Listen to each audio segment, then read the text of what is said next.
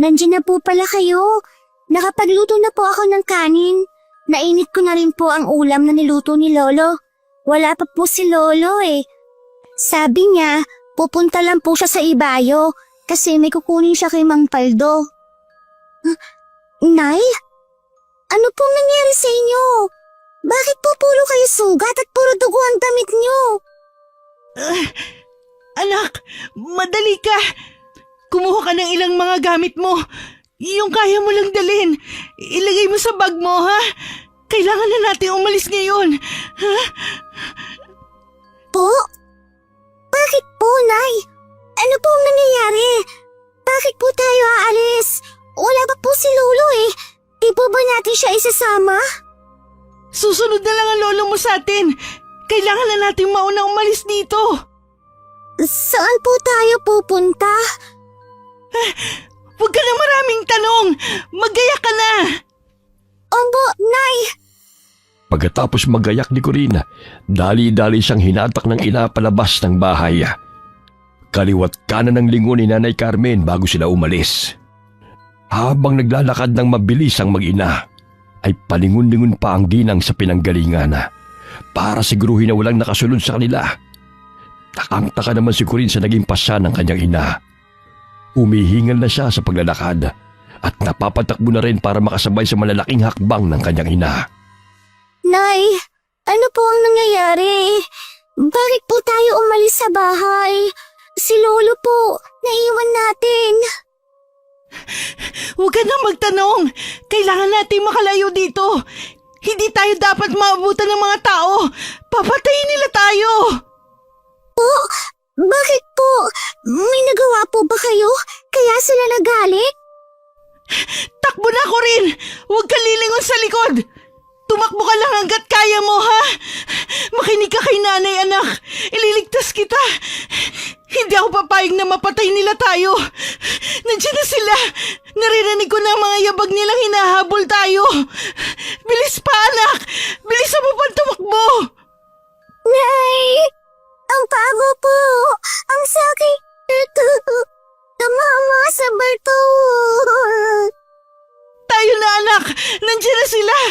Hindi nila tayo pwedeng maabutan dito. Wala silang awa. Siguradong papatayin nila tayo. Dahil sa takot mula sa mga sinasabi ng kanyang ina, nilingon ni Corinne ang kanilang pinanggalingan. Lalo siyang nilukob ng takot nang makita ang taong bayan na may dalang sulo. Sumisigaw sa galit ang mga ito. Hinahanap sila at gustong patayin. Naghiwa-hiwalay ang mga tao para mapalibutan ang lugar. Nanginginig na sa takot si Corina at napahawak sa braso ng kanyang ina. Nay, bakit po sila nagagalit? Ano po bang nagawa natin? Bakit nila tayo papatayin? Masasama ang mga tao ko rin. Hindi ka dapat magtiwala sa kanila. Hindi tayo tanggap na lipunan kahit magpakabuti tayo. Ang tingin sa atin ng mga tao, halimaw. Kahit kailan, hindi nila matatanggap ang mga kagaya nating aswang. Kaya tumayo ka na, anak. Tumayo ka na. Kailangan nating makaalis sa lugar na to. Si Lolo po, Nay.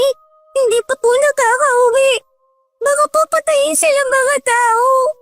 Maiwan po natin si Lolo. Nay.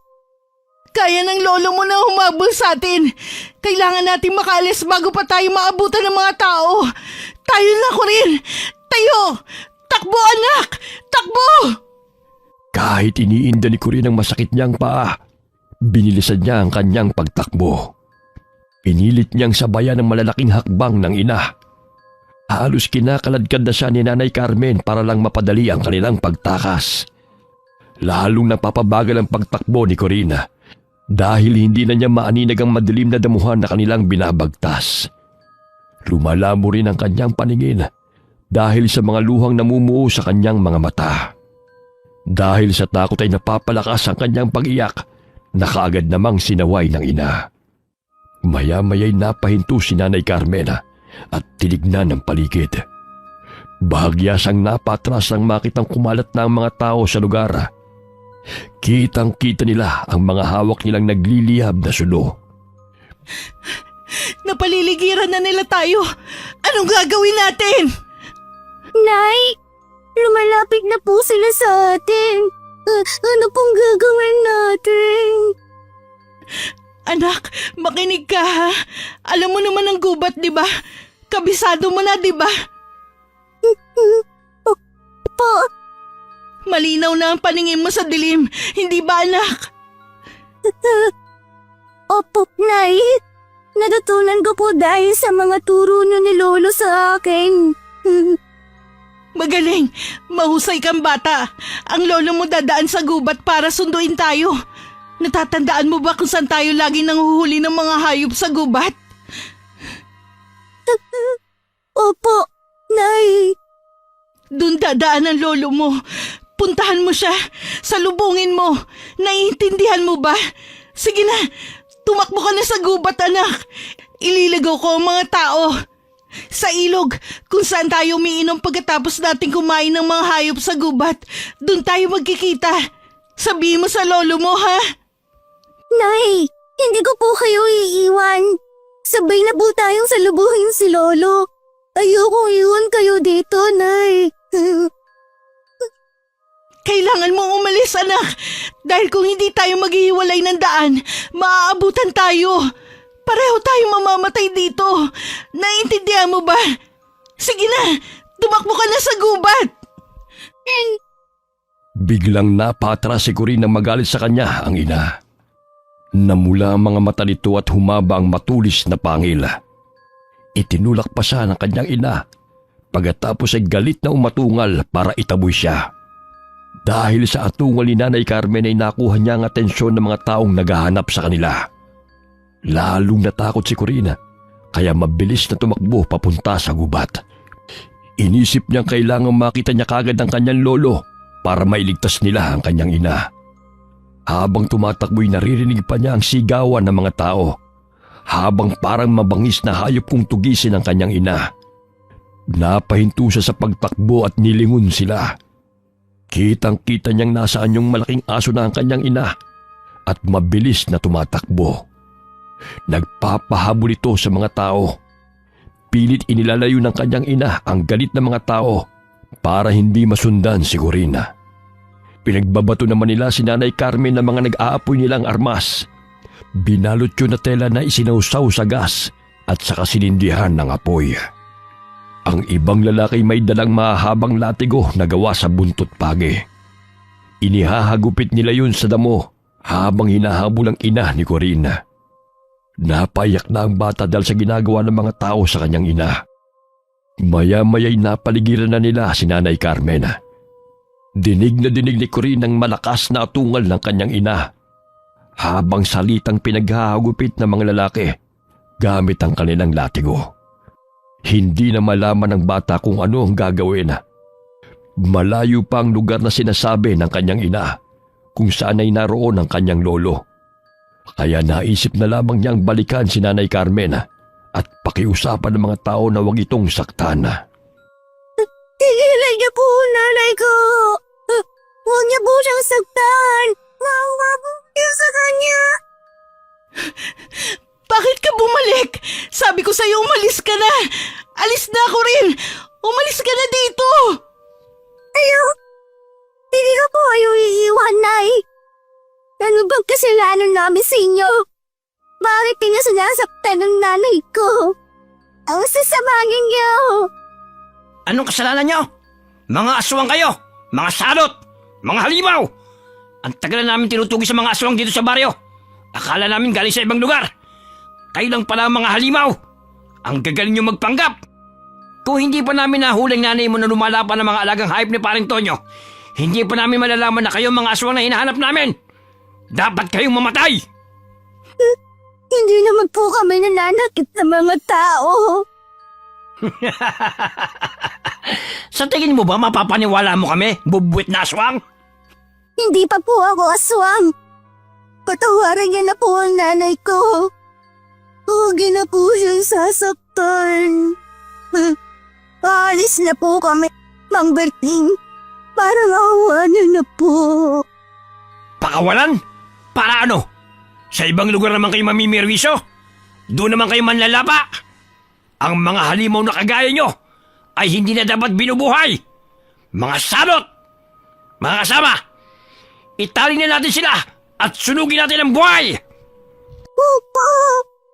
Maawa po kayo sa amin! Mga walang iya kayo! Kayo mga halimaw! Mamamatay tao! Aswang lang ang pinapatay namin, Carmen. Pasensya na lang tayo. Pero mas poprotektahan namin ang aming pamilya kaysa sa palayain kayo. Mga walang puso! Kayo ang mga halimaw! Hindi naman kami kumakain ng tao! Marami pang aswang na mas masahol sa ugali ninyo! Pero hindi ninyo mahuli-huli! Kami na nananahimik! Kami ang tinutugis ninyo! Mga walang utang na loob! Makailang beses ko kayong iniligtas sa aswang na kumakain ng tao! Pero ngayon, ito ang igaganti nyo sa amin! Hindi naman namin sinabing ipagtanggol mo kami, Carmen. Kaya naman namin ipagtanggol ang mga sarili namin. Pero ibang usapan kapag nakahuli ng aswang. Ang aswang ay halimaw. Kaya dapat lang na mamatay ang lahat ng mga kauri mo. Uubusin namin kayong lahat. Kahit ang mga paslit na kagaya ng anak mo, susunugin din namin ang buhay. Mga hayop kayo! Huwag ninyo idamay ang anak ko! Wala siyang kasalanan! Inosente siya! Pakawalan niyo siya! Ako na lang ang saktan niyo! Huwag niyo idamay si Corinne! Anak! Tumakas ka na! Umalis ka na dito! Nay, hindi ko iiwan. Ayoko po. Dito lang po ako sa tabi ninyo. Paano na ako kapag wala ka? Huwag niyo po akong iwan. Parang awa niyo na po, Mang Berting. Hindi na po kami uulit sa kasalanan namin. Patawarin niyo na po ang nanay ko. Paalis na lang po kami para po hindi na kayo magalit at matakot sa amin. Para maawa niyo na po. Bata, kapag pinailan namin ang awa sa mga agaya nyo, bukas makalawa, babalik lang kayo sa dati at mas masahol pa. Baka pati ang mga bata dito sa aming lugar ay lapain nyo na rin. Mas mainam nang mamatay kayo para masigurong kaligtasan ng buong bayan. Higpitan ang tali sa kanila. Ihanda ang gasolina at posporo. Sindihan ang dalawang yan. Nag-iyakan na sa takot ang mag-ina nang buhusan sila ng gasolina. At ang natira pa sa galon ay ibinuhos sa lupa, palibot sa kanila. Lalong umatungol sa galit ang kanyang ina. Pilit itong kumakawala sa pagkakagapos habang umiiyak. Pero masyadong mahigpit ang pagkakatali sa kanya, kaya hindi siya makawala. Dahil doon ay wala nang ibang naisip na gawin si Nanay Carmen para iligtas ang kanyang anak, kundi ang iluwan niya ang hiyas ng pagkaaswanga para isalin sa bata. Dali-dali niya itong ginawa bago pasindihan ng mga tao ang gasolina. Umatungal siya sa sakit, kaya't napatras sa mga tao sa takot na baka makawala ito at lapain sila. Matapos namang mailuwan ni Nanay Carmen ang itim na hiyas, ipinasubo niya yun sa anak. Pagkatapos ay pilit niyang kinakagat ang tali ni Corina gamit ang kanyang mga pangil. Nang maputol yun ay sa kanya itinaboy ang bata palayo. Umiiyak naman si Corina at ayaw sundin ang ina dahil ayaw niya itong mamatay. Maya-maya'y nakita nilang unti-unti nang kumakalat ang apoy. Pagkatapos ay mabilis itong naglagablab palapit sa kanila. Pilit niyang itinutulak ang bata palayo. Hanggang sa maya-maya ay may isang mabangis na malaking aso ang mabilis na dumating. Sinugod nito ang mga tao. Pinagkakakalmot at pinagkakakagat hanggang sa magtakbuhan palayo ang mga ito. Pero merong matatapang na naiwan. Kabilang na si Mang Berting. Inalaban nila ang mabangis na hayop, pero hindi ito lumalaban. Nilapitan nito ang mag-ina at nakilala ni Corinne ang halimaw na dumating. Tay, ilayo mo na si Corinne. Umalis na kayo dito. Hindi ko na kaya. Hindi mo na ako magagawang iligtas. Malakas na ang apoy. Nangihina na ako. Dahil ipinasa ko na kay Corinne ang binhi ng pagkaswang. Iligtas mo siya! Umalis na kayo dito! Umalis na kayo, bilis! Kakalagan kita. Sama-sama tayong aalis. Hindi, Tay! Makinig ka sa akin! Malakas na ang apoy! Bitbitin mo na ang bata! Alis na! Alis! Nay! Hindi kita iiwan. Sumama ka na po sa amin. Nay, Anak, sige na, sumama ka na kay Lolo. Palagi mo tatandaan na mahal kita. Mahal na mahal ka ng nanay. Lumaki ka mabuting anak ka. Sundin mo lahat ng utos ni Lolo. isama natin si nanay. Balikin natin siya. Nay! Bago tuluyang kumalat ang apoy, dali-daling tinangay ng matanda ang bata. Dahil nasa anyong malaking aso ito na kasing laki ng kabayo, mabilis niyang naitakas si Corinne. Hindi na rin sila hinabol ng mga tao dahil abala sila sa pagbabantay sa nasusunog na babae. Sa di kalayuan ay huminto ang matandang lalaki at binitiwan niya ang apo. At sabay nilang pinagmamasdan mula roon ang malaking apoy na tumutupok kay Nanay Carmen. Iyak ng iyak ang bata at naglulupasay sa lupa dahil sa galit sa mga taong pumatay sa kanyang ina. Habang ang kanyang lolo'y tahimik na pinagmamasdan ng malaking apoy, hindi rin ito napigilan ng pagtulo ng kanyang luha. Niyakap na lamang niya ang apo at pilit na pinapatahan. Inakala ng mga tao na nakalayo na ang maglolo, kaya hindi na nila hinanap pa. Nang makaalis na ang mga lalaki, matapos mamatay ang apoy, saka naman nilapitan ng maglolo ang abong naiwan sa lugar. Umiiyak na dumakot ng abo si Corinne at ibinalot sa damit niyang kinuha mula sa dalang baga. Lolo, ito na lang po ang madadala kong alaala ni nanay. Wala na pong natira, kundi abo. Ayos lang yan, Apo. Masayang nanay mo dahil ligtas ka. Nahuli ako ng dating. Hindi ko siya nagawang iligtas. Patawarin mo ko. Akala ko po, mababait ang mga tao. Pero, mas halibaw po sila sa atin, Lolo. Lahat ng nilalang ay may taglay na pagkahalimaw sa kanilang puso. Hindi natin sila masisisi kung umiral yon sa kanila dahil sa galit. Ang mahalaga, nabubuhay tayong mabuti. Kailangan na nating umalis. Hindi tayo pwede magtagal dito. Saan po tayo pupunta, Lolo?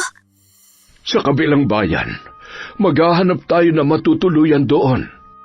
Naglalakad ang maglolo sa kagubatan para makarating sa kabilang bayan. May mga sandaling nagaan yung hayop ang matanda at isinasakay niya sa likod ang apo para mapabilis sila sa paglalakad. Pupunta sila sa kaibigan ni Lolo Carding na si Lola Yoli. Kaibigan niya ito mula pa sa elementarya. Ang matandang babae kaisa-isang nagtatago ng lihim ng pagkatao ng kanilang pamilya.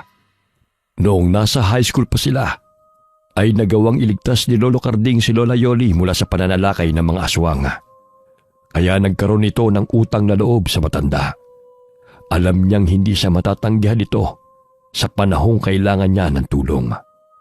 Nang dumating sila sa bahay ni Lola Yoli, kaagad silang tinanggap ng matandang babae. Napakalupit naman ng sinapit ninyong maglolo. Kaawa-awa ang batang ito. Napakaaga niyang naulila sa magulang. Pasensya ka na, Yoli, kung magiging pabigat kami maglolo sa inyo. Pero ikaw na lamang ang malalapitan ko. Alam ko, Carding. Hindi ko naman kayo'y tinataboy. Malawak ang lupain namin dito. Pwede kayo magtayo ng barong-barong ninyo maglolo. Sasamahan ko kayo sa bandang itaas. Malapit yun sa gubat. Kailangan medyo tago ang lugar na titirhan ninyo para hindi kayo pansinin ng mga tao. Isa pa sa gubat, pwede kayong mangaso ng mga hayop para may pagkain kayo. Maraming salamat, Yoli. Malaking tulong ang ginawa mong ito sa amin. Tatanawin ko itong malaking utang na loob. Ako ang may malaking utang na loob sa'yo. Ibinabalik ko lang ngayon. Tignan mo tong apo mo. Putlang-putla. Mukhang napagod ng husto sa paglalakad ninyo sa gubat. Napakagandang bata nito. Ingatan mo siya. Oo, pangangalagaan ko siya. Siya na lamang ang naiwan sa akin. Asensya ka na sa mga tao, Karding. Huwag ka sanang magtanim ng sama ng loob o galit sa kanila. Oo, alam ko. Naiintindihan ko ang mga tao sa ginawa nila. Hindi ko sila masisisi. Hindi po kayo nagagalit sa kanila, Lolo. Inatay po nila si Nanay. Huwag kang magtatanim ng galit, Apo. Kapag pinuno mo ng galit ang puso mo, hindi ka na magiging mabuting nilalang. Hayaan mo silang maging masama kung yun ang gusto nila. Pero ikaw, hindi ka dapat maging kagaya nila. Corin, apo. Alam ko may galit ka sa mga tao dahil sa pagpatay nila sa nanay mo. Pero kailangan mong matutong magpatawad. Hindi lahat ng tao masama. Meron ding mabubuti. Kagaya po ninyo, Lola. Pero ang mga taong pumatay sa nanay ko, masasama po sila. Galit po ako sa kanila. Galit po ako. Apo, hindi dapat ganyan. Huwag ganyan. Kung magtatanim ka ng galit, hindi magiging masaya nanay mo kung nasaan man siya naroroon. Sa ngayon hindi mo siya masisisi, Karding. Sariwa pa sa kanya ang mga nangyari. Napupuno pa ng galit ang puso niya. Hayaan mo. Darating din ang araw matututunan din niya magpatawad. Sa gitna ng kanilang usapan ay sumingit ang anak ni Lola Yoli. Sinabi nitong handa na ang silid na tutuluyan ng maglolo. Kaya sinabihan na ng matandang babae na magpahinga muna sina Lolo Karding at Corina.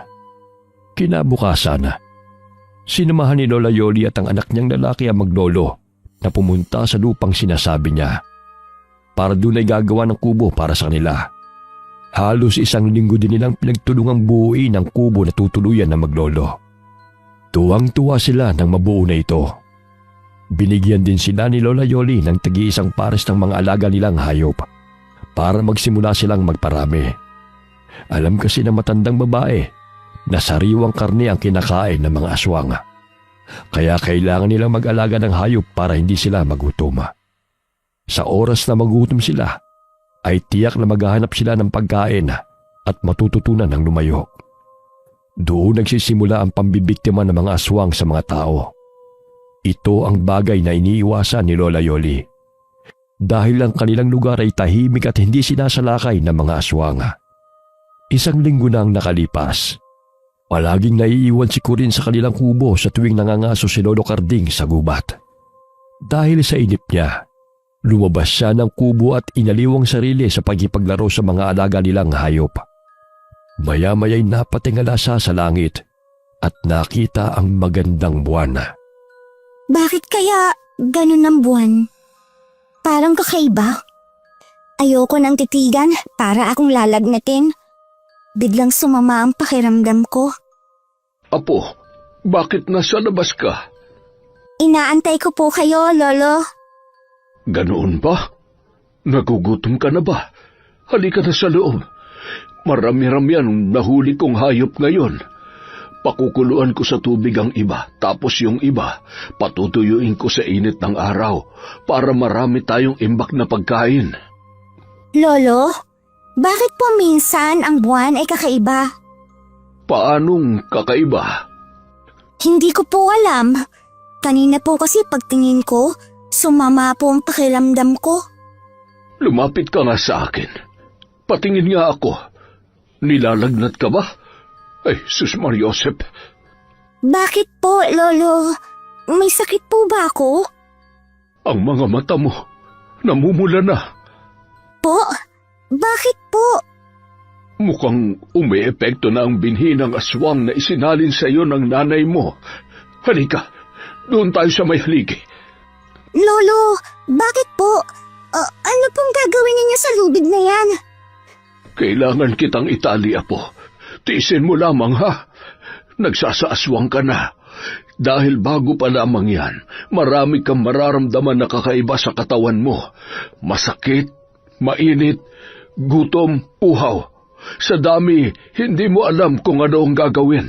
Magwawala ka at gugustuhin mong tumakas. Pero sa oras na mawala ka sa sarili, baka kung saan ka makarating at kung ano ang magawa mo. Delikado yon, kaya kailangan kitang itali. Magiging aswang na rin po ako, kagaya ninyo, Lolo? Oo po. Pero paunti-unti lang ang pagsasaaswang na mangyayari sa iyo, hanggang sa matanggap na ng katawan mo at magamay ang pagbabago mo ng anyo. Kapag kaya mo nang kontrolin, pwede na kitang hindi talian. Pero sa ngayon, para sa iyong kaligtasan, kailangan ay nakatali ka lamang. Sige po, Lolo. Gustong-gusto ko na pong maging aswang kagaya po ninyo ni Nanay. Kung ako lang, hindi ko gugustuhin na matulad ka sa amin, para hindi ka na masasaktan ng mga tao. Pero ipinamana sa iyo ng nanay mo ang binhi, kaya wala na akong magagawa pa. Ayoko pong maging tao, Lolo. Masasama ang mga tao. Mga halimaw sila. Pinatay nila si Nanay. Galit ako sa kanila. Galit ka pa rin sa kanila? Kahit na sinabi kong hindi ka dapat magtanim ng galit? Palagi ko pong napapanaginipan ng pagkamatay ni Nanay. Nagmamakaawa kami sa kanila pero hindi sila nakunik. Nakakatakot ang mga galit nilang mga mata. Gustong-gusto kaming sunugin. Galit ako sa kanila. Hindi ko makakalimutan ang sigaw at tiyak ni Nanay habang nasusunog. Ang abo na lang niyang tanging alaalang nakuha ko mula sa kanyang labi. Paano ko sila mapapatawad? Gusto ko nang maging aswang. Bakit gusto mong maging aswang ko rin? Balak mo bang maghiganti sa mga yon? Opo, Lolo. Ipaghihiganti ko po si Nanay. Mali. Hindi tama ang nasa isip mong yan. Kung ganyan lang ang plano mo, mas mabuti pang patayin na lamang kita. Papatayin mo ako, Lolo. Mas kakampihan mo ang mga taong pumatay sa anak mo. Ayokong balang araw ay makita kang nasa kalagayan ng nanay mo. Hindi ko kaya makitang pati ikaw ay susunugin nila. Kaya nga po, Lolo. Masasama sila. Kung nagagawa nilang patayin tayo na hindi man lang nila totoo, bakit hindi natin sila patayin din? Dahil sa mga sinabi ni Corina, nakatanggap siya ng malakas na sampal mula sa kanyang lolo. Ito ang unang beses na sinaktan niya ito. Umiyak ng umiyak ang bata. Dahil sa ginawa ng matanda ay nagtanim na rin siya ng galit. Hindi niya maintindihan kung bakit mas kinakampihan ng lolo niya ang mga taong pumatay sa kanyang ina. Tumitig na lamang si Corinne sa buwan na nakikita niya mula sa labas ng bintana. Naisip niyang kapag tinitigan niya yon, kagaya ng ginagawa ng nanay at lolo niya sa tuwing nagpapalit ng anyo bilang aswang, mas mapapadali ang pagiging aswang niya. Hindi nagtagal, nakaramdam na rin siya ng mga kakaibang pakiramdam. Namilipit siya dahil sa sakit ng kanyang tiyan. Kumakalam ito na para bang may kung ano sa loob na hinahalukay ang kanyang bituka. Nakakaramdam din siya ng matinding gutom at uhaw. Pagkain. Lolo, nagugutom po ako. Gusto ko pong kumain. Heto, kainin mo itong atay ng bago kong huling baboy sa gubat. Ayoko po niyan, Lolo. Ayoko ng nilagang karne. Hindi mabango. Gusto ko po ng sariwa. Yung buhay pa. Gusto kong ako ang pumatay sa kanya. Hindi. Hindi ko hahayaan na pumatay ka, kahit hayop pa yan. Ayokong kumain ka ng sariwang karne. Hindi ka dapat masanay sa ganoon. Sanayin mo ang sarili mo sa nilagang karne para hindi ka matakam sa hilaw.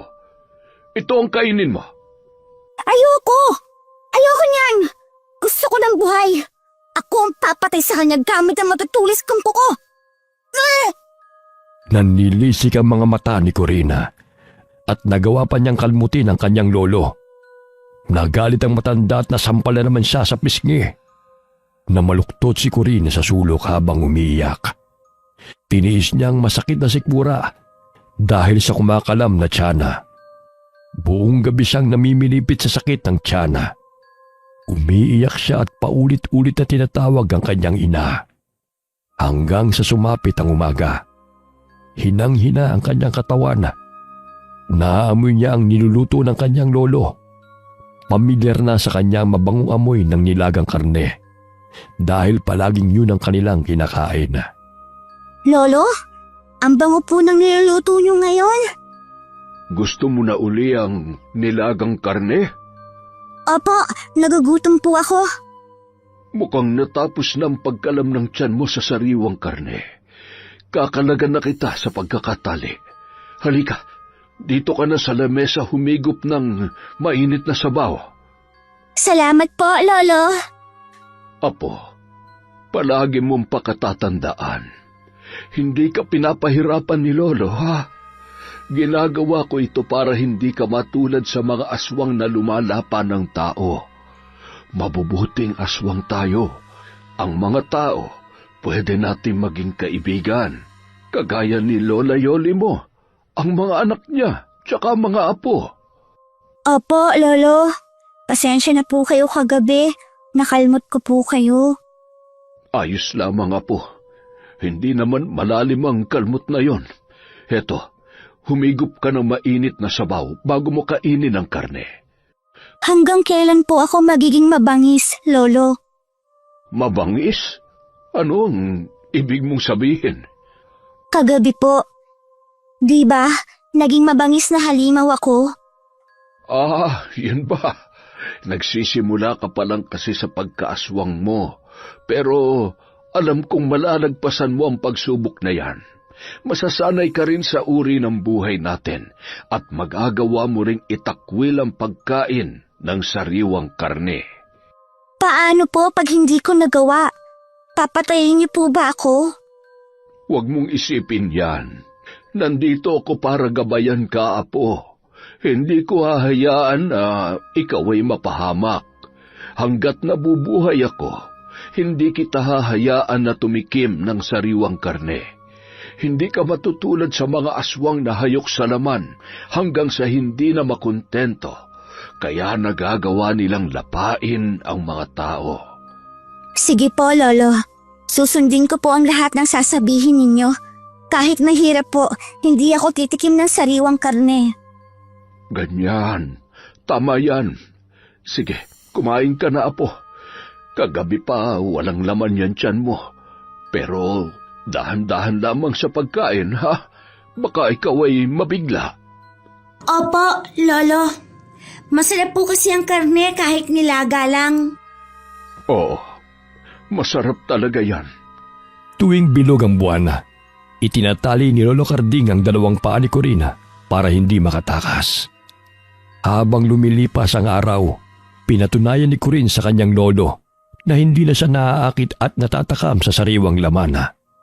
Unti-unting naranasan ng bata ang ikalawang antas ng pagsasaswanga, ang pagpapalit ng anyo. Mas nahirapan siya rito kaysa sa una dahil binabanat ang kanyang katawan at mga buto. Dahil lumalabas ang kanyang pangil at matutulis na kuko. Humahaba na rin ang kanyang dila at naglalabas ng malalapot na laway. Kitang-kita ni Lolo Carding ang paghihirap ng kanyang apo. Kaya ibinigay niya ang langis na ginagamit nila para maibsan ang sakit sa tuwing nagpapalit ng anyo. Nanginginig ang kamay ng bata nang kunin ang langis na nasa garapon. Kahit nanlalambot ang katawan, ay inihaplos niya yon sa buong katawan. Nakatulong ang langis sa pagbawas ng sakit habang siya ay nag-iiba ng anyo. Nakatulong din ang pagtitig niya sa buwan.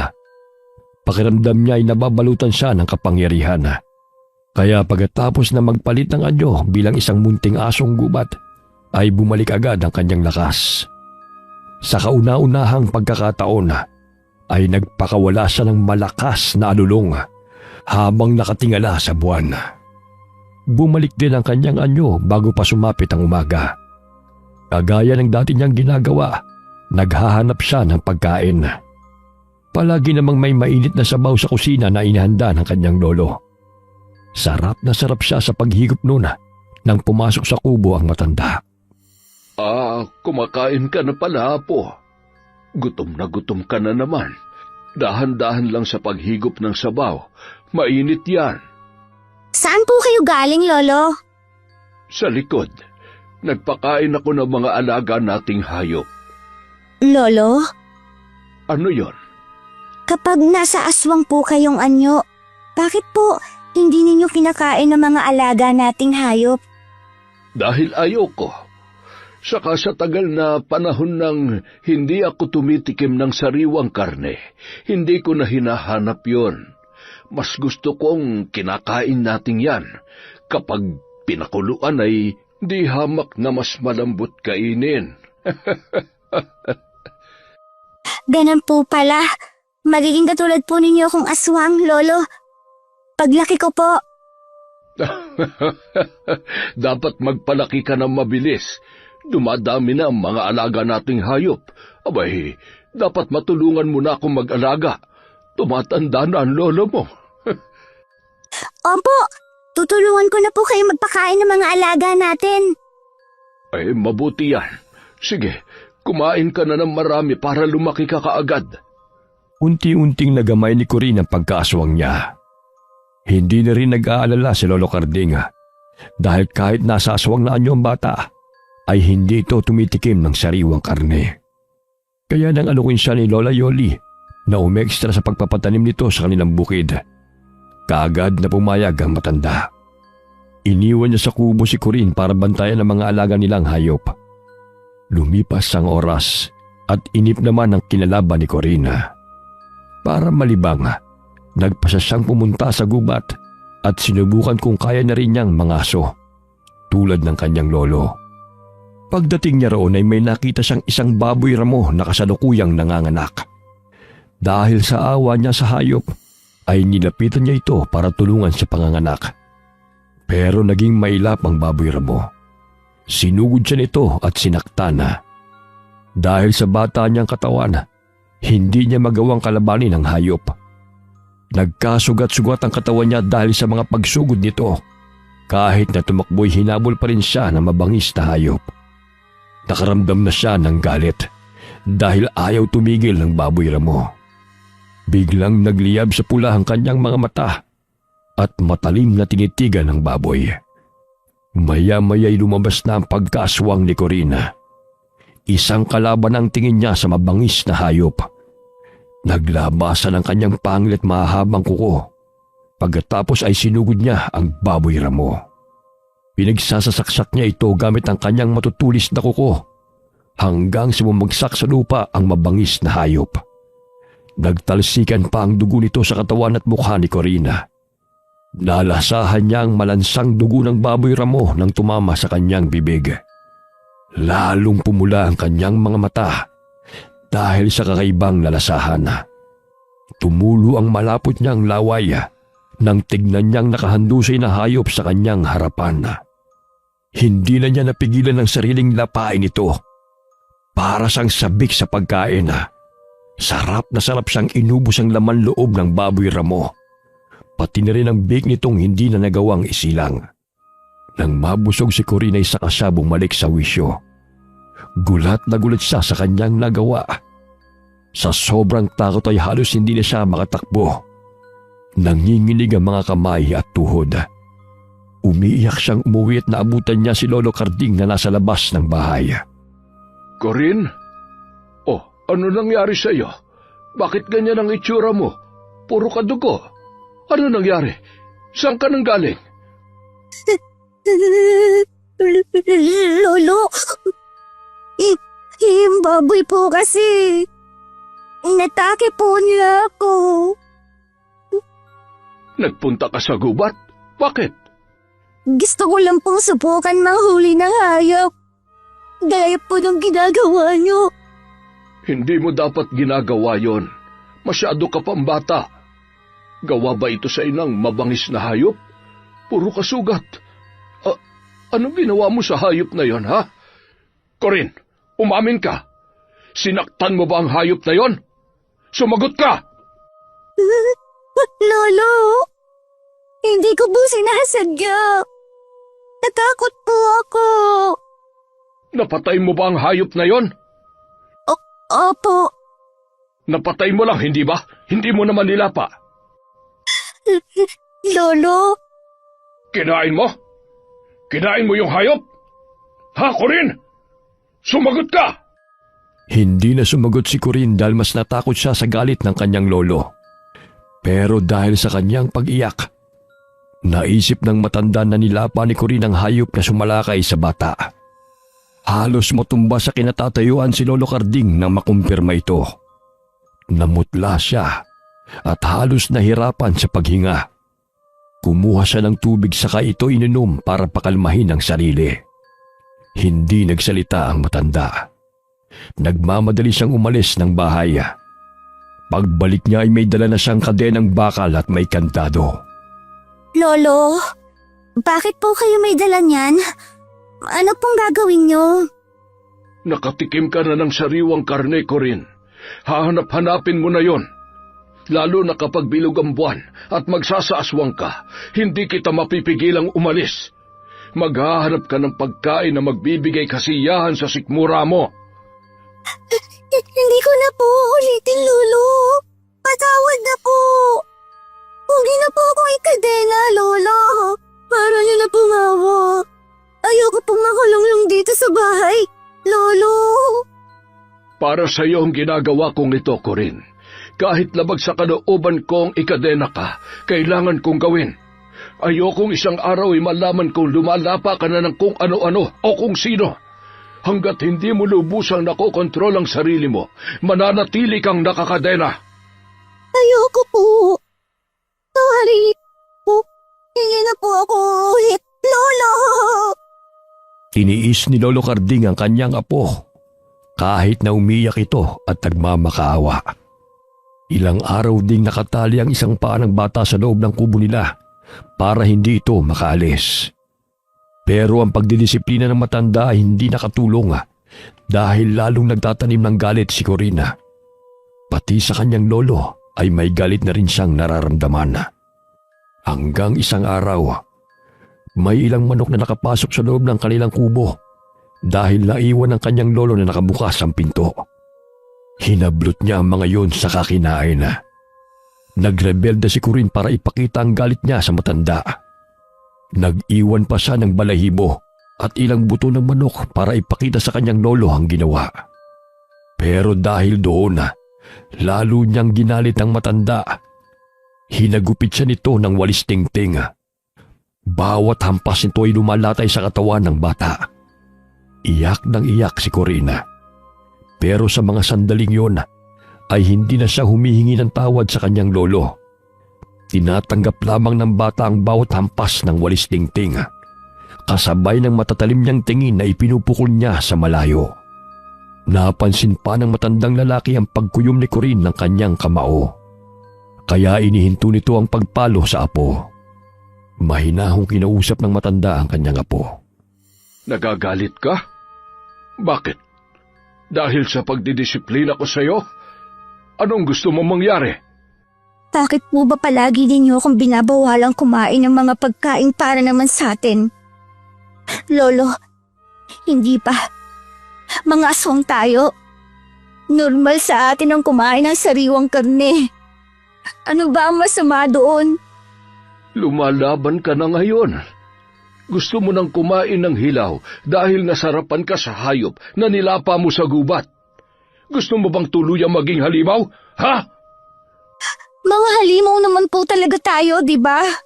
Kahit nagpakabait tayo, hindi magbabago ang tingin sa atin ng mga tao. Mga halimaw pa rin tayo na ayaw nilang makasamang mabuhay dito sa mundo. Kahit wala tayong ginagawang masama, kahit ibang aswang ang masama, damay-damay lahat sa kanila.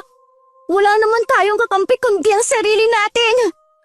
Saan mo nakukuha mga sinasabi mong yan?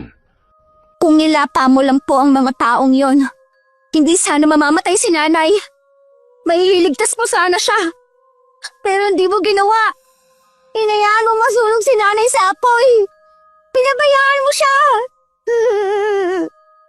Nagre-rebelde ka dahil sa mga ginawa ko? Gusto mong gumanti sa mga tao, ganun ba? Opo, ipaghihiganti ko ang nanay ko. Sige, gawin mo. Mukhang kayang-kaya mo na nga ang sarili mo sa batang edad mong yan. Sige, magsaswang ka at gantihan mo silang lahat. Galit na kinalaga ng matanda ang kanyang apo sa pagkakatali ng paa nito sa kadena. Pagkatapos ay kinaladkad pa niya itong palabas ng bahay. Ipinagtabuyan niya ang apo habang sinasabi nitong gawin na ang gustong paghihiganti. Sa sama ng loob ni Corinne sa kanyang lolo, tumakbo siya at lumayo. Umiiyak siya habang tumatakbo at hindi na pinapansin kung saan siya nakarating. Napadpad siya sa gilid ng kalsada kung saan may nakita siyang lalaking naaksidente sa motor. Duguan ang binti ng lalaki habang pilit na itinatayo ang motor. Mula sa kinaroroonan ni Corina ay amoy na amoy niya ang malansang dugo ng lalaki. Nang dating sa kanya ay napakasarap na inumin. Namula ang kanyang mga mata at lumabas kagad ang kanyang pangil. Gusto niyang salakayin ng lalaki pero hindi niya nagawa. Tinignan na lamang niya ito hanggang sa makaalis. Pagkatapos ay naglakad na uli siya pabalik sa kanilang bahay. Wala siya sa sarili habang naglalakad at panay pa rin tulo ng kanyang luha. Maya-maya'y nakarinig siya na nagsalita. Corinne, ikaw ba yan, apo? Lola, Yoli. Ano ginagawa mo rito sa kalsada? Baka mamaya masagasaan ka ng mga sasakyan. Delikado rito para sa bata. Halika, sumakay ka dito sa tricycle. Pambihira ka, ang layo na narating mo ah. Mabutit na padaan kami. Saan po kayo galing? Sa palengke. Lingguhan kaming pumupunta doon para mamili ng pang-isang linggong pagkain. Malayo kasi ang palengke dito sa atin, apo. Nasaan pala ang lolo mo? Bakit hinayaan kang lumabas ng walang kasama? Pasensya na po. Hayaan mo na. Ako na lang ang kakausap sa lolo mo. Tamang-tama at nakita kita. Nung nakarang araw pa kita naiisip Kasi may mga pinagliitan na damit dun sa bahay. Ito kasing apo ko nakaedad mo, malaking bulas na bata. Ang bilis liitan ng mga damit. Ibibigay ko sa iyo ang mga yon. Tiyak na magugustuhan mo. Abay, magaganda ang damit na yon. Bagay na bagay sa'yo. Salamat po, Lola. Pagdating sa bahay, hinanap kaagad ng matanda ang mga damit na ibibigay niya kay Corinne. Matyaga namang naghintay ang bata sa sala. Nang makuha na ni Lola Yoli ang hinahanap, ay kaagad niyang ipinakita sa bata. Ipinasukat pa niya ang ilan sa mga damit. Tuwang-tuwa si Corinne dahil nagustuhan niya ang mga damit na yon. Pagkatapos nilang magsukat, ay mismong si Lola Yoli na ang naghatid kay Corinne sa kubo nila. Habang naglalakad sila, naisipan ni Corinne na tanungin ang matanda. Lola Yoli, Ano yun, apo? mga aswang po kasi kami. Hindi po ba kayo takot na baka kainin namin kayo? Bakit naman kami matatakot sa inyo? Mga aswang po kasi kami. Hindi po ba kayo takot na baka kainin po namin kayo? Bakit? Kakainin mo nga ba ako? Abay, matanda na ako. Makunat na ang balat ko. Kaya mo pa ba akong kainin? Hindi ko po alam. Alam mo, apo, marami ang aswang na namumuhay sa mundo. Ang mga aswang parang tao lang din. May masama at mabuti. Kayo ng lolo mo, nabibilang kayo sa mabubuting aswang. Bakit naman ako matatakot sa inyo? Minsan nang iniligtas ng lolo mo ang buhay ko noon. Siguro kung magkapalit kami ng sitwasyon, ganun din ang gagawin ko sa kanya. Tayo ang nagpapasya kung magiging mabuti ba tayo o hindi. Ang lalim ng tanong mo para sa isang bata Mukhang marami kang iniisip.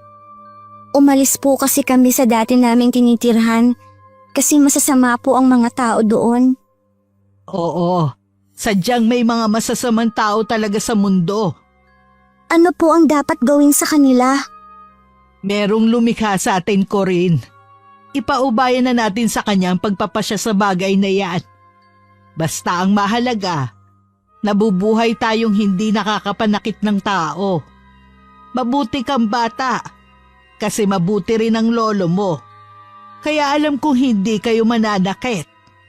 Nang makarating sila sa kubo, kinausap ni Lola Yoli ang lolo ni Corina. Tahimik namang nakikinig ang bata sa usapan ng dalawang matanda. Inaalam niya kung galit pa rin ang kanyang lolo. Nakita ko siya sa gilid ng kalsada na naglalakad habang nakatulala. Pinagalitan mo ba ang bata, ha, Karding? Oo, napagbuhatan ko siya ng kamay. Hindi tamang pagdedisiplina ang pananakit, Karding. Ayusin mo nga ang buhay mo. Lalayo ang loob sa'yo ng bata kapag mali ang pagdidisiplina mo sa kanya. Tama ka nga siguro. Natatakot lamang ako, Yoli. Natatakot akong baka maging mas masahol pa sa halimaw si Corinne. Matinding galit ang itinatago niya sa kanyang puso dahil sa pagkamatay ng kanyang ina. Gusto niyang makapaghiganti. Dapat talaga siyang magabayan ng tama. Hindi mo siya dapat iniiwan dito sa kubo ng mag-isa. Isama mo siya kahit saan ka magpunta para nababantayan mo siya. Sige, hayaan mo't gagawin ko yan. Pagkatapos ng usapan nila, ay nagpaalam na rin ng matandang babae. Pagkalis naman ito, ay saka naman hinarap ni Lolo Karding si Corina. Anong nakita mo sa daan kanina? Po? Bakit hindi mo nilapa ang lalaking yon? Di ba naghihiganti ka? Gusto mong manakit ng mga tao? Bakit hindi mo ginawa? Hindi ko po alam. Para po kasing kawawa siya. Mukha po siyang napilay. Kawawa? Naaawa ka sa kanya? Opo. Ganun pala. Maglinis ka na ng katawan at kumain na tayo. Matutulog tayo na maaga. Bukas, isasama kita sa bukid para hindi ka naiinip dito. Hindi na po kayo galit sa akin, Lolo. Ikaw ba? Galit ka ba sa akin? Dahil sinaktan kita? Kanina po. Pero ngayon hindi na. Ako rin. Hindi na ako galit sa iyo, Apo. Lolo. Tama. Huwag ka nang umiyak. Palagi mong isipin na mahal ka ni Lolo, kaya kita dinidisiplina. Dahil ayaw ko mapahamak ka. Ha? Pero kahit kailan, hindi ako magagalit sa iyo. Ikaw na lamang ang tanging meron ako. Natatakot lamang ako na baka mawala ka rin sa akin, Apo. Hindi ko po kayo iiwan, Lolo. At hindi rin po ako papayag na saktan kayo ng mga tao. Kagaya ng ginawa nila kay nanay. Ako rin. Ayaw ko rin mangyari yun sa iyo. Kaya hanggat maaari, pilit kitang inilalayo sa tukso. Ayaw ko maging halimaw ka, kagaya ng tingin ng mga tao sa ibang aswang. Kaya dapat, maintindihan mo si Lolo, ha? Opo. Bawat araw na lumipas, palagi nang isinasama ni Lolo Karding ang kanyang apo kahit saan siya magpunta. Nang araw na yun ay sumama sila sa pagpipitas ng mga mais sa taniman ni Lola Yoli. Nalibang din si Corinne sa pamimitas, kaya marami ang naipon nila sa tiklis. Hindi tumatanggap ng bayad na pera si Lolo Karding. Ang hinihingi na lamang niya sa matandang babae ay pagkain para sa mga alaga nilang hayop. Binigyan din sila ng mais para may makain silang maglolo. Hapon na mag-uwi ang lahat ng trabahador sa bukid. Naglalakad na rin pauwi ang maglolo. Masaya silang naglalakad nang biglang may naramdaman si Lolo Karding na mga kakaiba sa paligid. Nang igala niya ang paningin, nakita niya ang mga kakaibang hayop na mabilis na tumatakbo papunta sa taniman. Bakit po, Lolo? Mukhang may sasalakay sa taniman ni Yoli. Ilang araw ko nang napapansin na palaging may mga mais na nasisira. Sinasabi ko na nga ba't may sumasalbahe sa mga tanim. Sino naman po? Halika't alamin natin. Hindi sila ordinaryong mga nilalang. Bukod po ba sa tao, hayop at aswang, may iba pang nabubuhay sa mundo, Lolo? Hindi, Apo. Palagay ko ay mga aswang din ito. Pero mga magnanakaw sila.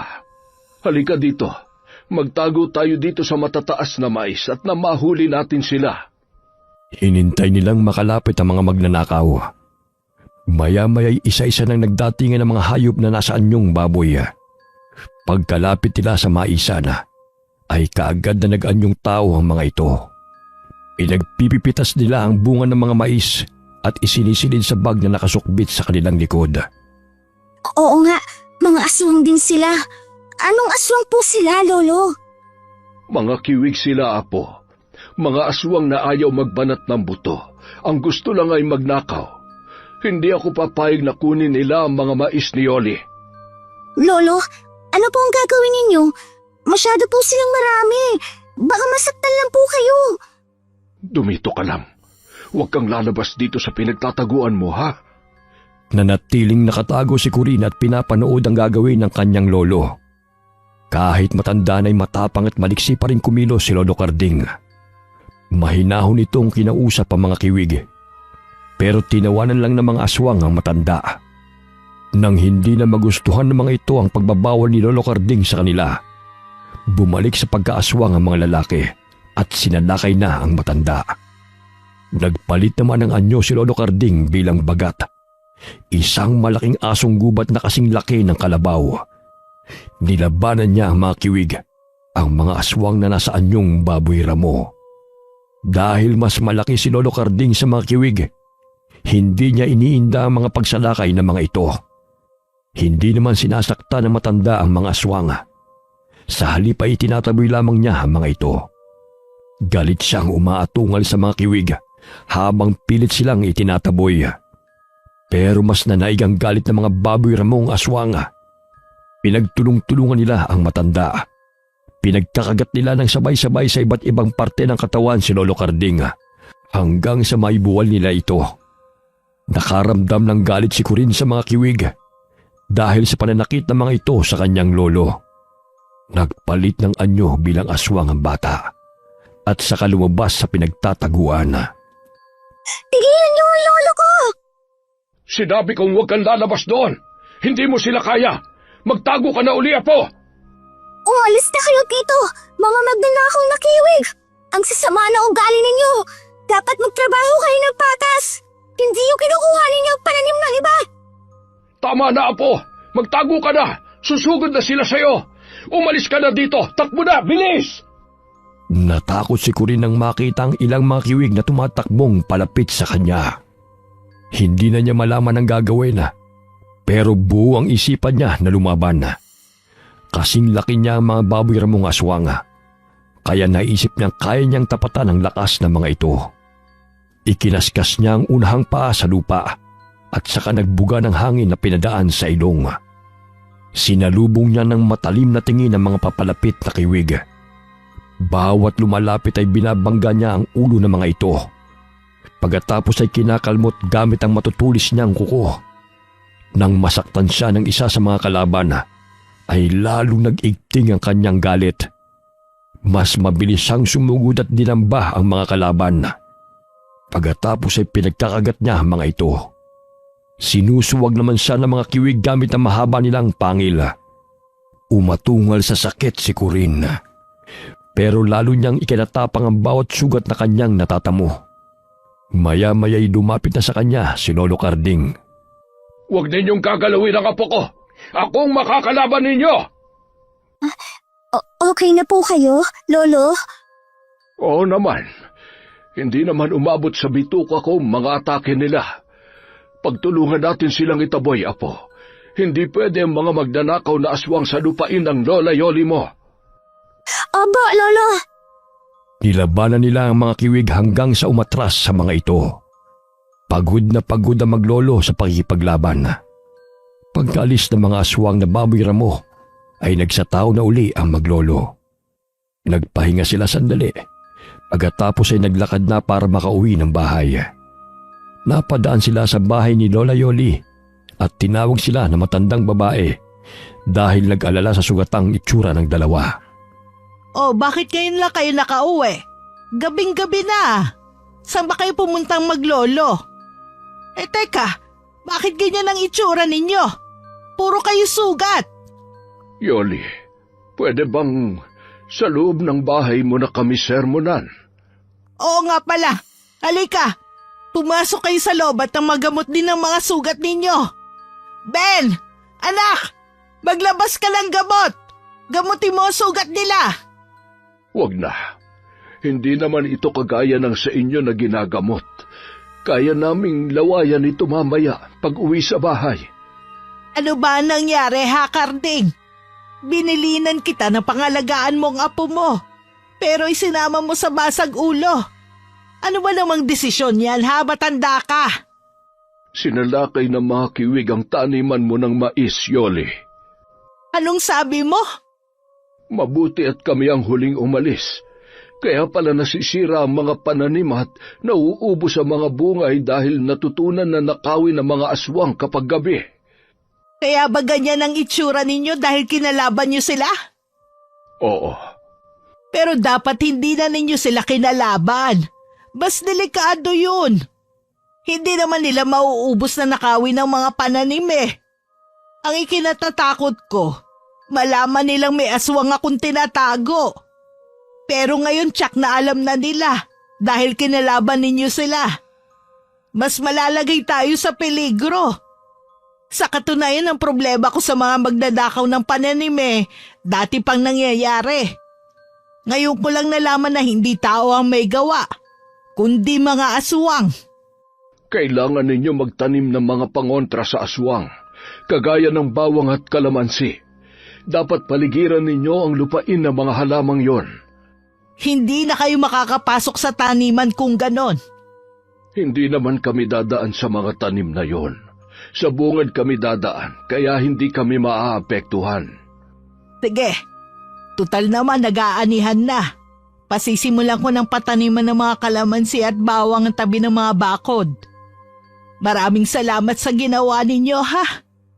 Pero sa susunod, huwag mo idamay ang bata. Tignan mo, puro na siya sugat. Babae pa naman yan. Napakaloko mong matanda ka. Hindi naman po kasalanan ni Lolo. Ako po ang may gusto na labanan ng mga kiwig. Kasi bugbog sarado na po si Lolo kanina. Ano? Nabugbog siya? Matanda na nga ang lolo mo Mahina na rin ang katawan niya. Oy, hindi pa ako mahina, ha? Hindi nang hihina ang mga aswang. Kapag nasaan yung aswang kami, palagi kami malakas. Sabi mo hindi mo naman kailangan magpaliwadag. Pinakinggan ko lang ang bata. O sige, umuwi na kayo. Bukas wag na muna kayong pumunta sa bukid. Pagalingin niyo muna ang sugat ninyo. Sabihan mo ang mga tao mong wag na magpapagabi doon. Mas mainam na magsimula sa trabaho na maaga at maaga rin makauwi. Saka sabihin mo palagi magdala ng pangontra sa aswang. Oo na. Salamat uli. Ikaw maliit na binibini. Pagalingin mo agad ang sugat mo, ha? Huwag mo lalagyan ng peklat ang balat mo. Hindi magandang tignan. Opo, Lola. Pagka-uwi na maglolo ay naglinis kagad sila ng katawan na. Napapayak si Corinne dahil sa hapdi ng sugat niya kapag nababasa ng tubig. Pagkatapos nilang mag-ayos ng sarili, ay saka naman tinuruan ni Lolo Karding ang apo kung paano pagalingin ang sugat. Nag-anyong aswang uli sila at gamit ang dila ay nilawayan nila ang mga sugat sa katawan na. Nakaramdam ng ginhawa si Corinne nang malapatan niya ng laway ang kanyang sugat. Doon niya nalaman na ang kanilang laway ay gamot para sa kagaya nilang aswanga. Mahimbing na nakatulog si Corinne dahil sa pagod sa maghapong mamimitas ng mga mais. Ilang araw ang lumipas. Maagang nagising ang maglolo. Maaga silang pumunta sa kulungan ng mga alaga para magpakain. Laking gulat nila nang makitang nangalahati ang mga alaga nilang hayop. Nagkalat ang mga patay na manok sa lupa na walang laman loob. Nilapa din ang ilan nilang mga baboy. Lolo, sino po ang gumawa nito? Sa palagay ko nalaman na nila kung saan tayo nakatira. Ang ginawa nila ay isang babala sa atin.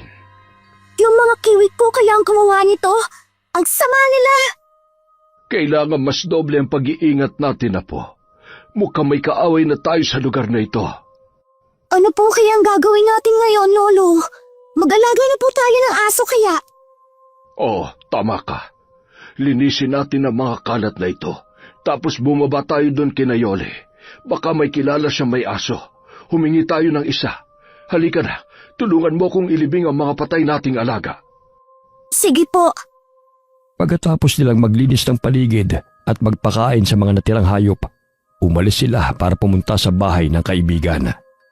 Itinuro sila ni Lola Yoli sa bandang dulo ng baryo dahil may kaibigan itong may bagong panganak na aso. Kaagad na pinuntahan ng maglolo ang sinasabing kaibigan. Pero nasa kalahati pa lamang sila ng daan nang may grupo ng kalalakihan ang nakasalubong nila. Napahinto sa paglalakad si Lolo Carding nang makilala ang isang lalaki. Uy, akalaan mo nga naman. Napakalit ang mundo, tanda. Dito ba kayo napadpad? Berting, namumuhay na kami ng payapa dito. Huwag mo na lang sana kaming pansinin. Sa lagay na yan pala'y nakakapamuhay pa kayo ng payapa. Alam mo ba kung ba't kami nandito? Kasi hinahanap namin kayo. Nabalitaan namin na sinasalakay na rin ng aswang ang lugar na ito. Kaya nagpunta kami rito para ipaalam sa mga taga rito na may aswang na nakawala sa amin. At pinaghahanap pa rin namin hanggang ngayon. Dito lang pala namin kayo makikita.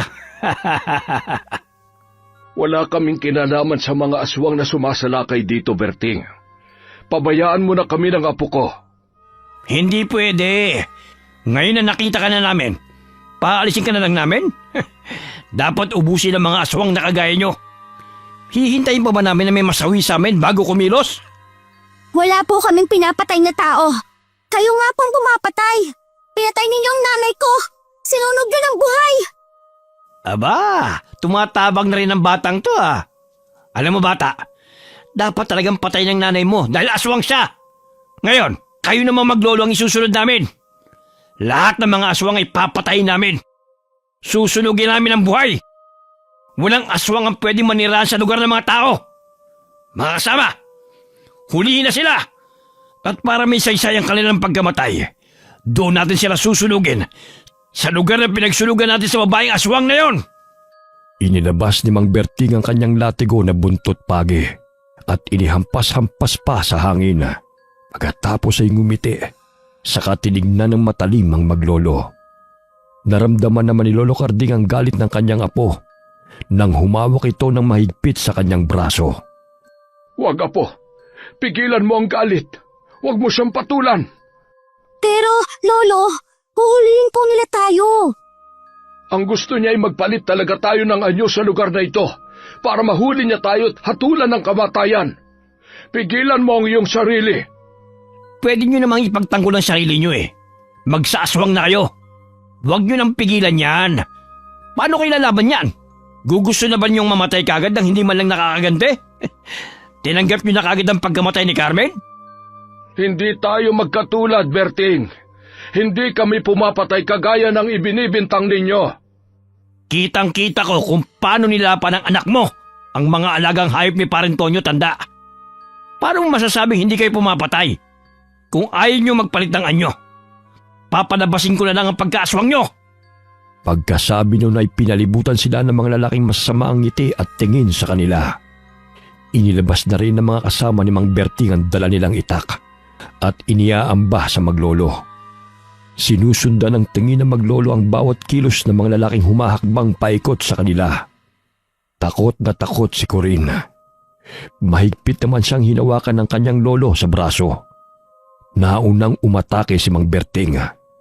Hinagupit niya ng latigo ang maglolo. Paulit-ulit niyang ginagawa habang tumatawa. Pinipilit nitong pagpalitin ng anyo ang maglolo. Napaupo na si Lolo Carding para protektahan ang apo sa mga hagupit ng lalaki. Maya-maya'y nakarinig sila ng boss na pumipigil sa grupo ni Mang Berting sa pananakit sa kanila.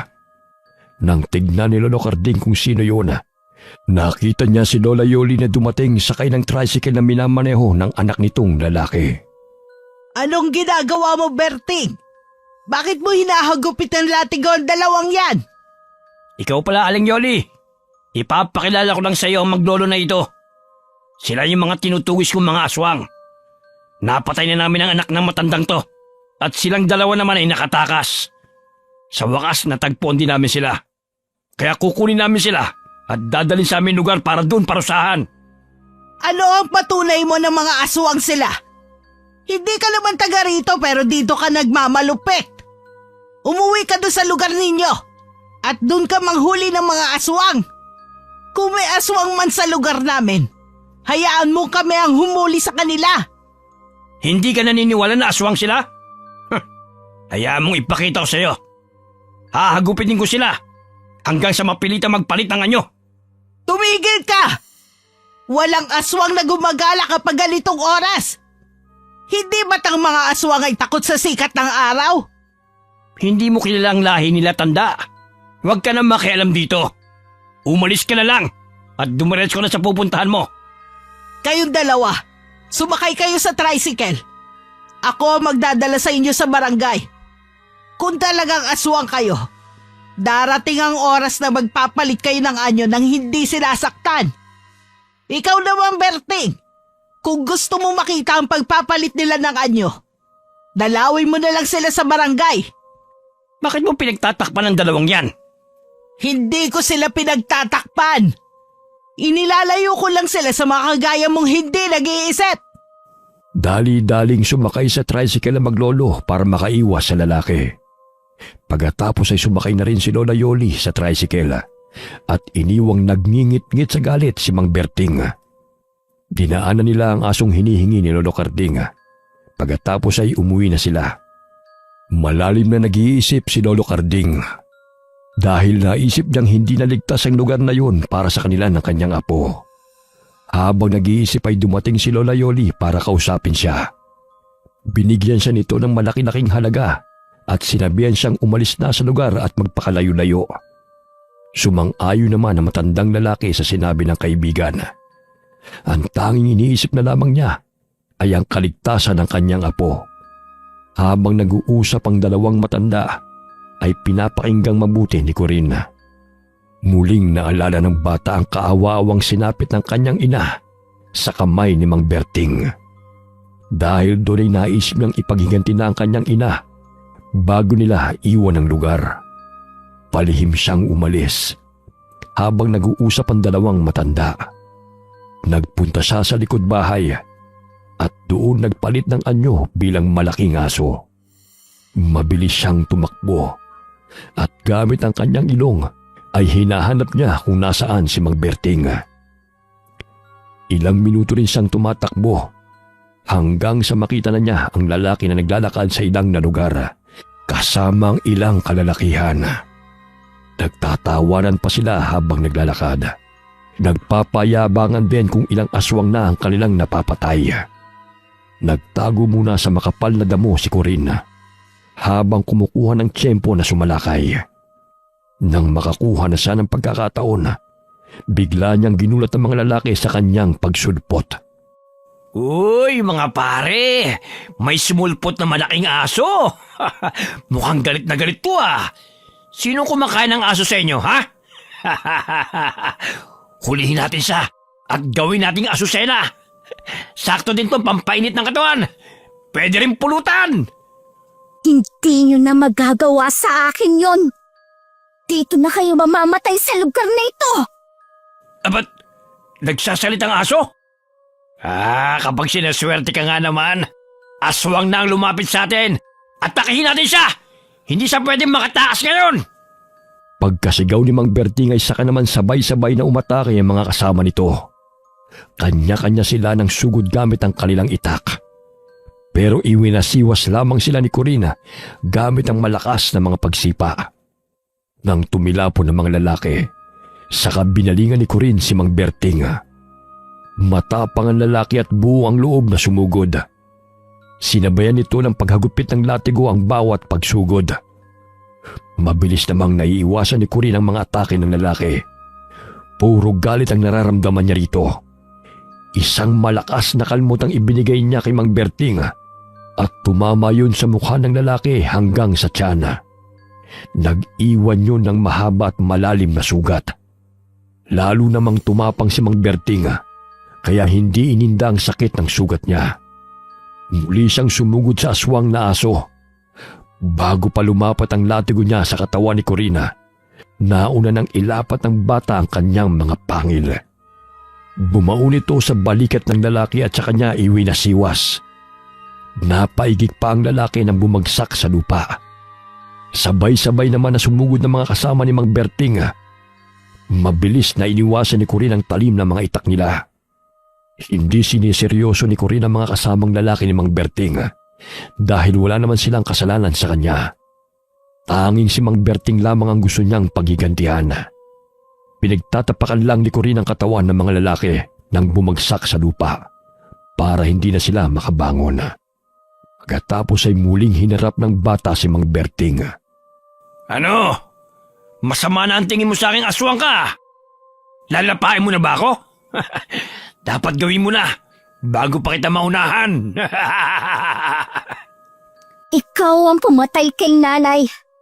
Dahil sa'yo, nawalan ako ng ina. Kaya dapat lang na mamatay ka. Para maramdaman din ng mga anak mo ang mawalan na magulang. Ikaw? Ikaw ang batang anak ni Carmen? Ganyan palang itsura mo kapag nasaan yung aswang ka. Isang malaking tuta. Hindi ako tuta. At dahil sa'yo, ipinagmamalaki kong aswang ako at lalapain ko mga kagaya mo. Galit na pinagkakagat ni Corinne ng lalaki. Napuno siya ng galit at hindi na nakapag-isip ng tama. Naputol na ang kanang braso ni Mang Berting dahil sa malakas niyang pagkagat. Ipinakita pa niya kung paano niyang nguyain ang brasong yun at saka nilunok. Nakita niya ang takot sa mga mata ni Mang Berting. Pero itinatago lamang sa malalakas na pagtawa. Tama yan. Matakot ka sa akin. Ang batang aswang na ginawa mong ulila. Ipatitikim sa'yo ang malupit kong paghihiganti. Sige! Patunayan mo sa akin na isa ka talagang aswang na lumalapa ng tao. Sige! Itinatanggi pa ninyong maglolo ang gawain yan. Pero ngayon, pinatunayan mong masama kang halimaw. Hindi kami masamang halimaw. Kayo ang masamang tao. Dapat sa inyo ay mamatay. Kung ang masamang aswang na sinasabi mo ay dapat mamatay, dapat ding mamatay ang masamang taong kagaya mo.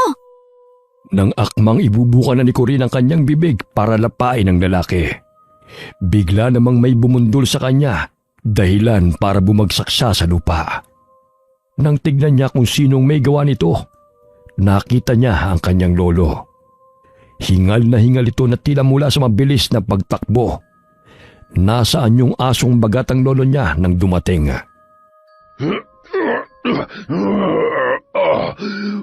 Huwag, Apo. Sinabi ko sa iyo na huwag kang papatay ng tao, hindi ba? Lolo, hindi siya pwedeng mabuhay. Kung aalis na tayo sa lugar na ito, dapat muna siya mamatay. Pinatay si nanay. Pero kung papatayin mo siya, wala ka na rin pinagkaiba sa kanya. Ayaw ko maging halimaw kakagaya ng tingin nila sa'yo. Hindi natin kailangan ipaliwanag sa iba kung ano tayo, dahil wala namang maniniwala. Ang mahalaga, nabubuhay tayong walang pinaperwisyong iba. Tama na, Apo. Ayaw kong pumatay ka ng tao. Lolo, galit ako sa kanya. Alam ko, pero ang panahon ng siyang mag-aalis sa galit na yan. Hindi yan maaalis kahit patay na siya. Huwag mong balutin ang galit at paghihiganti ang puso mo. Hindi yun magugustuhan ng nanay mo. Lolo! Pabayaan mo na sila. Umalis na tayo. Ha! Nagdrama ba kayong dalawa dito? Hindi pa niyo ako tapusin kaagad. Magsisisi kayo dahil binuhay niyo pa ako. Wala akong pakialam kung mabuti o masama kayong aswang. Basta halimaw, papatayin ko! Naglalakad ng palis ang maglolo nang umatake si Mang Berting. Dinampot niya ang itak na nasa lupa at mabilis na itinarak sa likod ng matandang lalaki.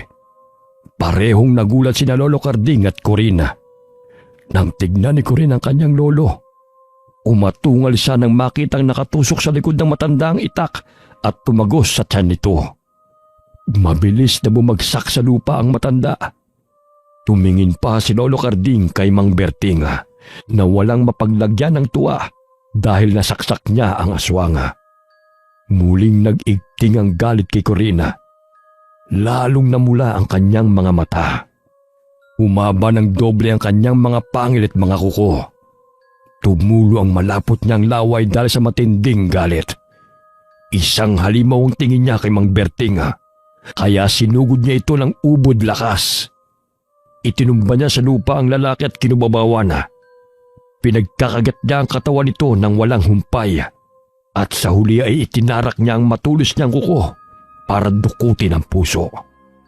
Isinunod niyang kunin ang mga laman loob matapos warakin ang tiyan nito. Sa kanya kinain ng walang pag-aalinlangan. Pagkatapos ay tumingala siya sa langit at umalulong ng malakas. Sa takot ng mga kasama ni Mang Berting, pinilit nilang tumakbo palayo kahit may mga bali na sa kanilang buto. Maya-maya'y bumalik na sa anyong tao si Corina at naliligo siya sa dugo ni Mang Berting. Umiiyak niyang nilapitan ang kanyang lolo. Lolo, huwag niyo po akong iiwan. Pagagalingin po kita. Gagaling ka diba sa laway ko, Lolo?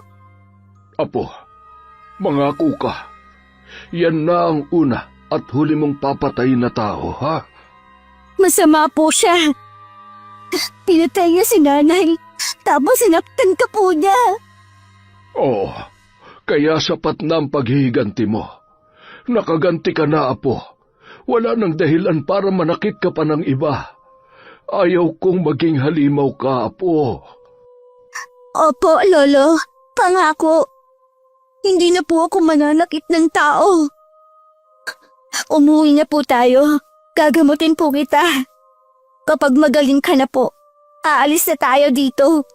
Doon na po tayo sa hindi tayo kilala ng kahit na sino. Oo, Apo. Uuwi na tayo. Palagi mong tatandaan na mahal ka namin ng nanay mo. Palagi siyang nakatingin sa iyo kahit nasa malayo.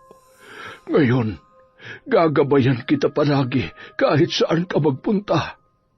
Makakasama mo ako. Alam kong matapang kang bata.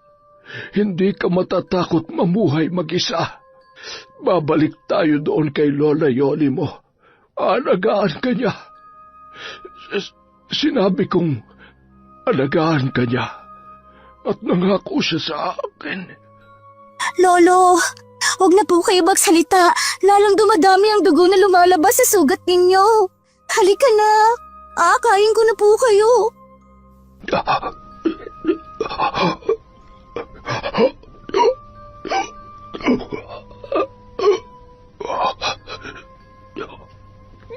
Mahal na mahal kita, Apo. Umuwi na tayo.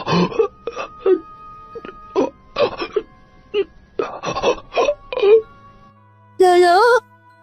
Lolo? Magsalita ka pa po. Kausapin mo po ako, Lolo.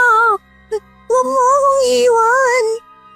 Hindi ko po kaya mag-alakal. Niyugyug ni Corin ng makailang ulit ang kanyang lolo. Pero hindi na niya ito nagawa pang gisingin. Umiyak siya nang umiyak sa tabi ng matanda. Hindi niya ito magawang iwan. At tuloy na siyang nawala ng pag-asang mabuhay.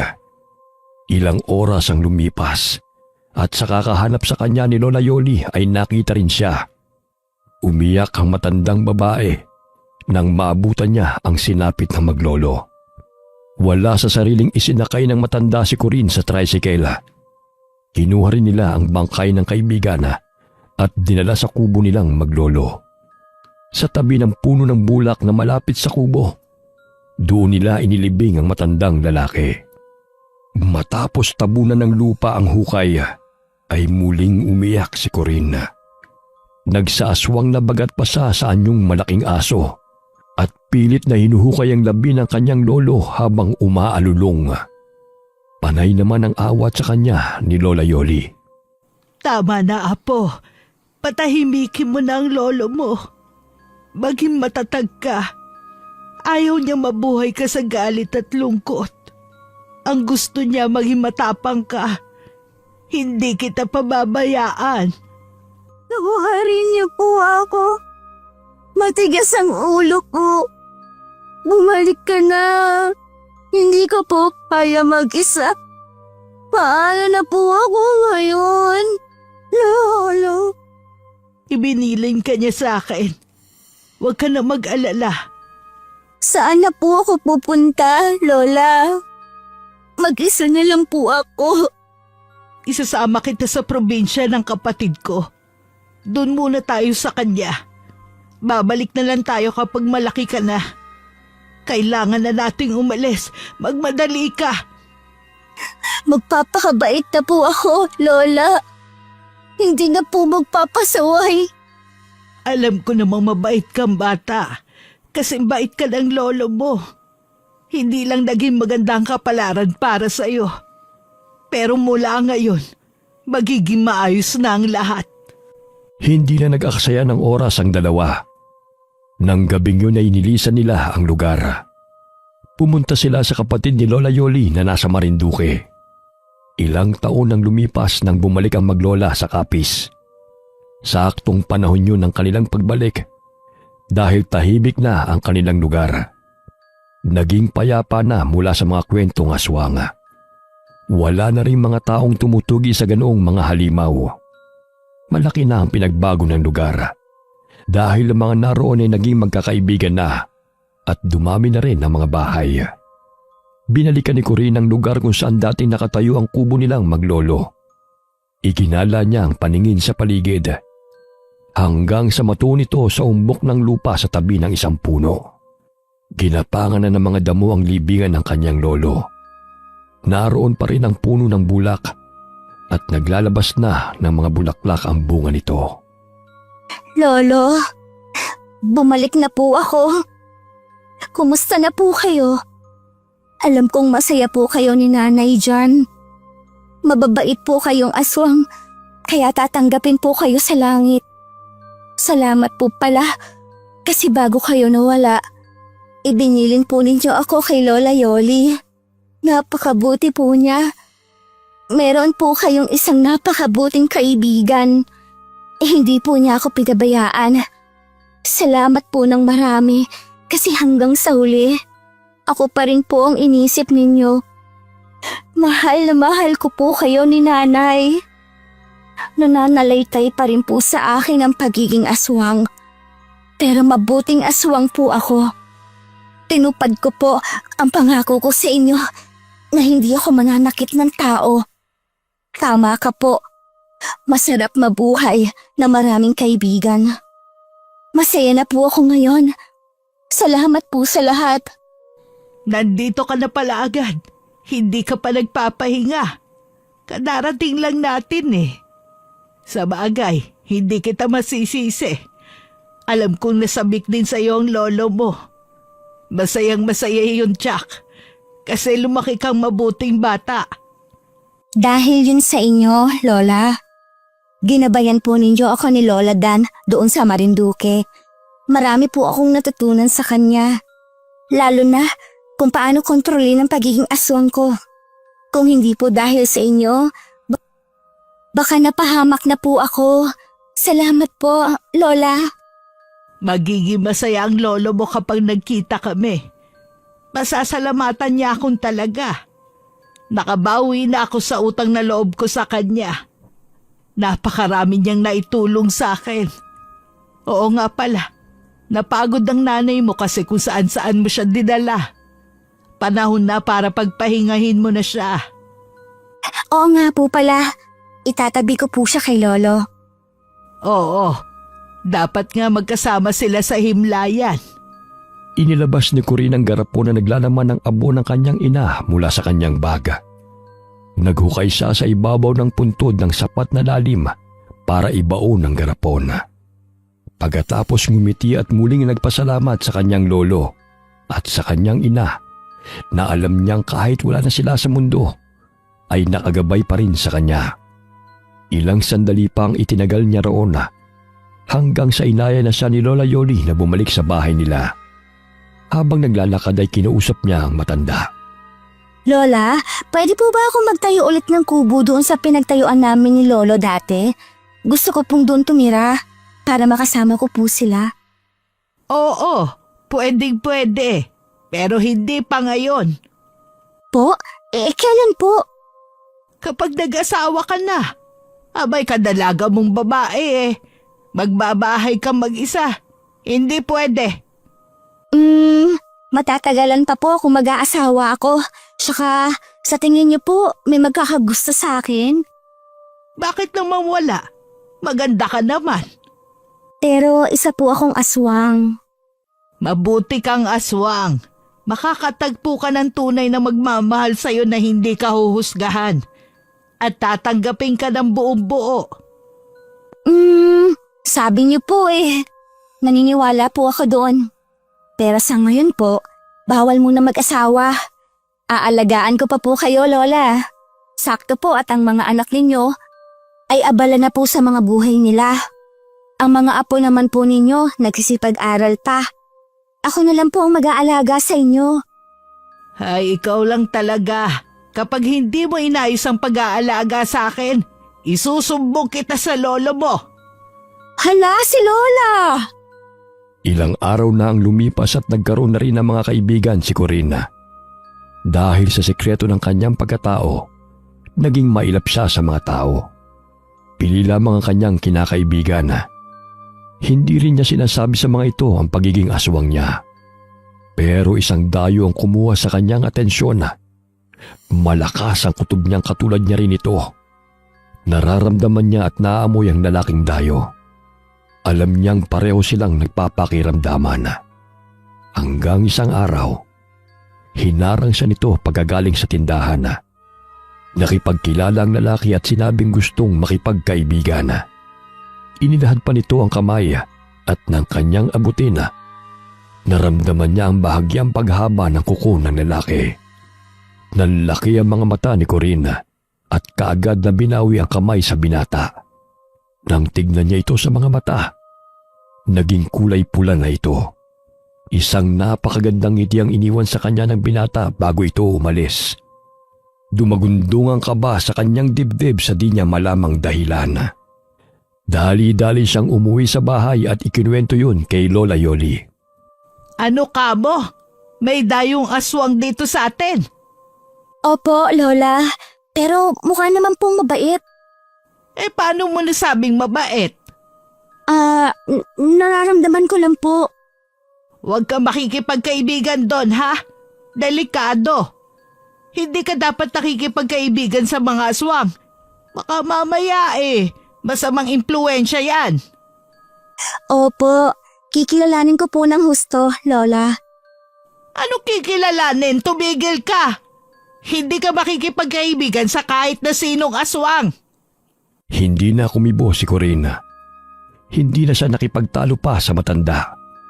Pero mula noon, tuwing gabi, may isang magandang pusang kulay puti ang palaging tumatambay sa kanilang bakuran.